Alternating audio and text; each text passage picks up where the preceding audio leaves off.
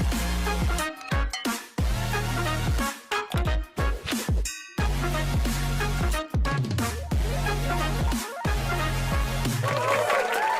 semuanya, perkenalkan saya Nesya, saya selaku host kali ini. Selamat datang di podcast SMP Wisata Sanur. Katanya nggak kenal maka nggak sayang, mari kita perkenalan dulu nih sama narasumber kita kali ini. Halo Bu. Halo Nesya. Boleh nih perkenalan diri dulu supaya saya bisa sayang nih sama Ibu. Oh, tentu saja boleh. Jadi perkenalkan, nama saya Ida Krisnari. Saya saat ini menjabat sebagai Kepala SMP Wisata Sanur. Jadi Nesya bisa panggil saya Ibu Dayu bisa. Bu Dayu. Ibu Dayu sudah menjabat di SMP Wisata Sanur sebagai kepala sekolah ya? Udah dari tahun berapa nih Bu? Baru nih. Baru Jadi banget. bulan Juli tahun 2022. Jadi belum genap setahun nih. Iya belum kenal setahun tapi benar-benar kelihatan banget ya perubahan SMP Wisata Sanur, benar-benar berkembang banget sekarang ya. Keren banget Bu Dayu. Jadi apa namanya? Mulai belajar jadi untuk menjadi seorang pemimpin ya. Keren banget. Kalau sebelum menjadi kepala sekolah, Ibu dulu sempat mengajar juga atau bagaimana?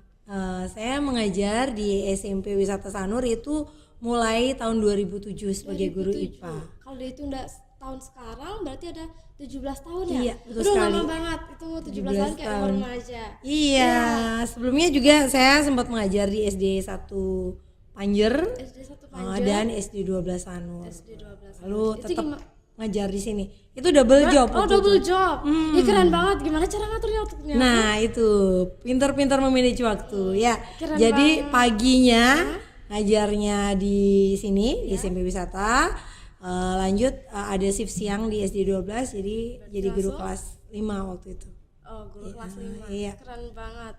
Terus dulu udah sempat menjadi guru, sekarang menjadi kepala sekolah, keren banget. Gimana cara pandang Ibu terhadap siswa zaman dulu dan zaman sekarang? Gimana sih gambaran siswa zaman dulu? Oke, pendidikan itu kan bersifat dinamis ya. Terjadi perubahan dari zaman ke zaman dan kita memang harus mengikuti perubahan tersebut. Ya otomatis dari cara mengajar. Nah, kalau dulu namanya teacher center. Jadi pendidikan itu berpusat pada guru. Di Guru yang ngajar. Ya, guru sebagai sumber pembelajaran ya. Jadi alat kerja dulu guru zaman dulu itu papan tulis hitam dan kapur putih itu alat kerjanya. Medianya ya media memang benar-benar aslinya seperti itu. Apapun yang dikatakan oleh guru ya jadi siswa itu percaya. Menurut. Nah, jadi Kalau dari sikap itu gimana sih? kalau siswa dari sikap, kalau sikap ya guru itu datang ke kelas dengar suara sepatunya kletok-kletok aja siswanya udah takut. Nah, takut ya, nggak kayak zaman sekarang ya. Zaman sekarang kayaknya tetap diam malah bercanda kan Jadi sama kita guru harus juga. fleksibel juga ya. Jadi guru tidak hanya sebagai pengajar, tapi juga sebagai pendidik, sebagai teman siswa. Itu perbedaannya. Sekarang student center. Jadi guru sebagai fasilitator ya.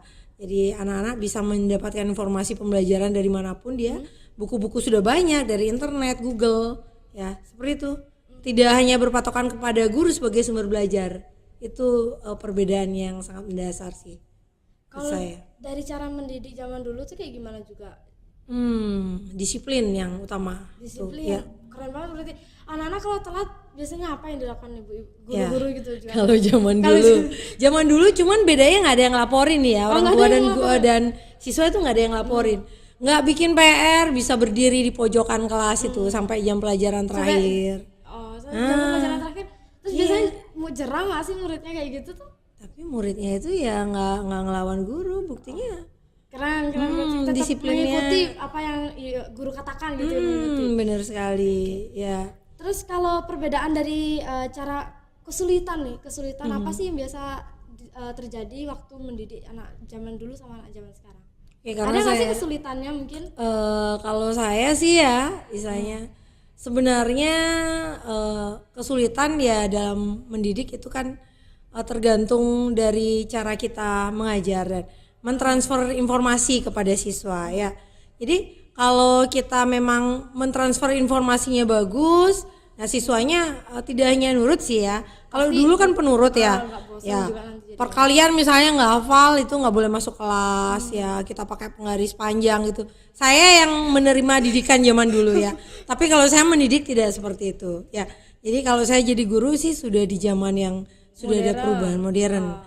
Saya yang dididik seperti itu.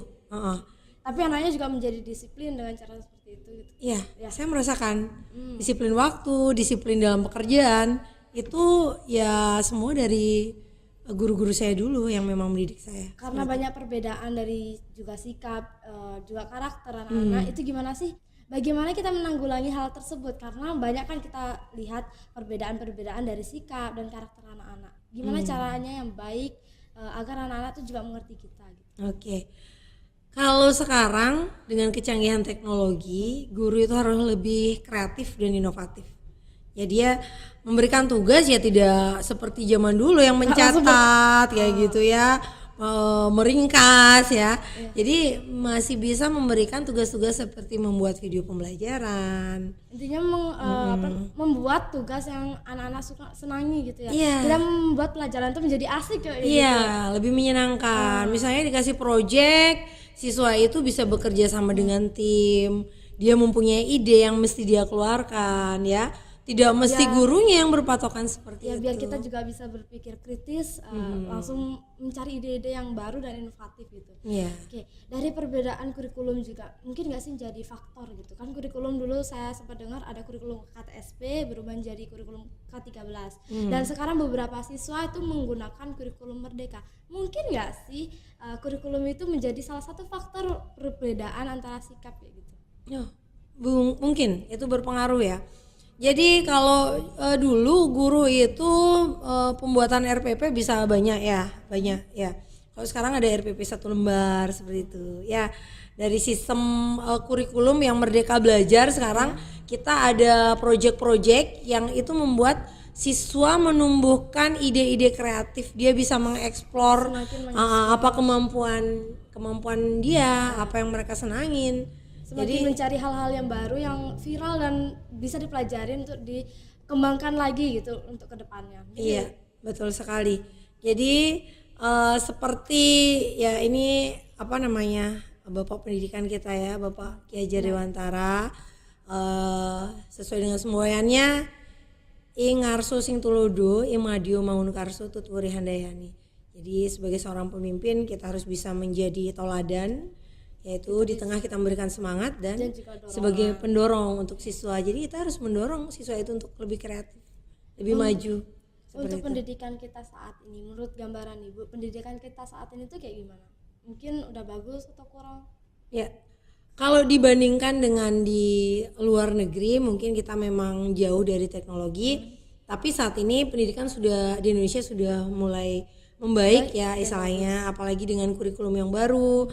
Seperti Mas Menteri ya, Mas Nadiem Karim mengatakan ya kita harus mulai mencoba mengikuti. Iya, kalau kita tidak mencoba kita tidak tahu. Iya, betul ya.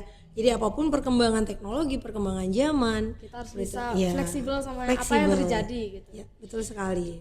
Nah, hari ini kan hari pendidikan Ibu. Ada nggak sih pesan yang akan disampaikan oleh Ibu Adayu untuk siswa-siswa atau para remaja di luar sana untuk kedepannya? Oke. Jadi bertepatan dengan Hari Pendidikan Nasional tanggal 2 Mei 2023, kami SMP Wisata Sanur mengucapkan Selamat Hari Pendidikan Nasional 2 Mei 2023. Serentak bergerak, wujudkan Merdeka Belajar.